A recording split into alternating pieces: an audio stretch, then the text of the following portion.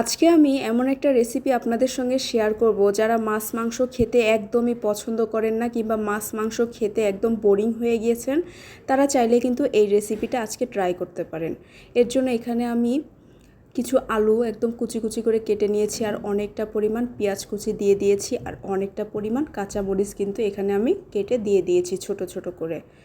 এই রান্নাটা যদি বাসায় একবার করেন, বাসার সবাই এত বেশি পছন্দ করবে যে আঙুল চেটে খেয়ে ফেলবে। তারপরে এখানে আমি পরিমাণ মতো স্বাদ মতো লবণ দিয়ে দিয়েছি, আপনারা আপনাদের স্বাদ মতো লবণ দিয়ে দিবেন। তারপরে হলুদের গুঁড়ো দিয়ে দিলাম পরিমাণ মতো, আর একটু দিয়ে দেব এখানে হচ্ছে ধনে গুঁড়া। এই রান্নাটা কিন্তু অসম্ভব মজার হয় খেতে, একবার হলেও বাসায় ট্রাই করে দেখবেন। আর এখানে আমি হাফ চামচের মতো আদা রসুন পেস্ট দিয়ে দিয়েছি। এখন অনেকটা পরিমাণ সয়াবিন তেল দিয়ে এটাকে চটকিয়ে চটকিয়ে মেখে নিতে হবে। হাতের সাহায্যে যত প্রেস করে এটাকে মাখাবেন, এটার টেস্ট কিন্তু ততটাই বেড়ে যাবে। আর চেষ্টা করবেন এখানে হচ্ছে ধনিয়া পাতা, ফ্রেশ ধনিয়া পাতা দিতে। ধনিয়া পাতা যদি ফ্রেশটা না পান, ফ্রোজেন থাকলে সেটা দিয়ে দিবেন। অবশ্যই ট্রাই করবেন। তো আমার কাছে ধনে পাতা ছিল না, এই জন্য এখানে আমি অন্য একটা পাতা ইউজ করব, সেটা আমি পরে দেখিয়ে দিচ্ছি। তো এটা আমি অনেক ভালোভাবে প্রেস করে করে মেখে নিয়েছি। দেখুন, দেখতেই কিন্তু কতটাই লোভনীয় লাগছে, মনে হচ্ছে যে এরকমই খাওয়া যাবে।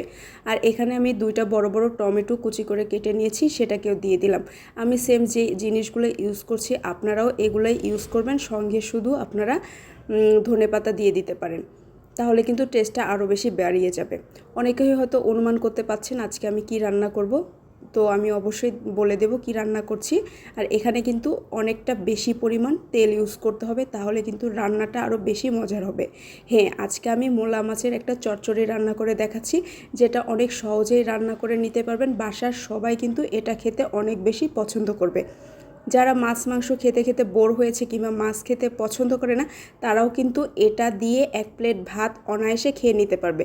আর বাসায় যদি মেহমান আসে, তাদেরকে যদি একবার এই রেসিপিটা করে খাওয়াতে পারেন, তাহলে তো তারা অনেক বাহবা দিবে আপনাকে, আর বলবে যে কিভাবে এত মজাদার রান্না আপনি করে নিয়েছেন। তো মাছগুলো দিয়ে ভালোভাবে আমি এখানে মাখিয়ে নিয়েছি, তারপর পরিমাণ মতো পানি অ্যাড করে দিয়েছি। তো এখন এটাকে আমি চুলায় বসিয়ে দেব।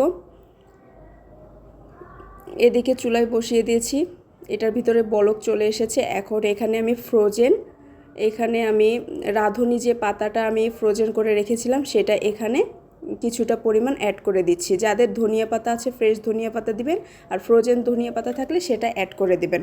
তারপর ঢাকনা দিয়ে ঢেকে এটাকে আমি ভালোভাবে রান্না করে নেব। ঝোলটাকে একদম শুকিয়ে ফেলতে হবে, এবং এই হচ্ছে কড়াইয়ের চারপাশ দিয়ে একদম পোড়া পোড়া একটা ভাপ নিয়ে আসতে হবে, যাতে কিছুটা তরকারি নিচে পুড়ে যায়।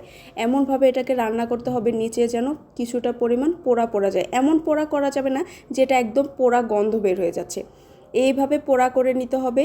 এই ফ্লেভারটা এত বেশি মজা হবে, এবং নিচের যে পোড়া পোড়া তরকারিটা থাকবে, এটা দিয়ে ভাত খেতে কিন্তু অসম্ভব মজার লাগে। তো এভাবে আমি সাইডে ঘুরিয়ে ঘুরিয়ে একটু পোড়া পোড়া করে নিচ্ছি। অবশ্যই আপনারাও এভাবে সাইডে ঘুরিয়ে ঘুরিয়ে পোড়া পোড়া করে নেবেন। দেখবেন যে সাইডে যখন তেল বের হয়ে এসেছে, এই সময় চুলাটা অফ করে দিবেন।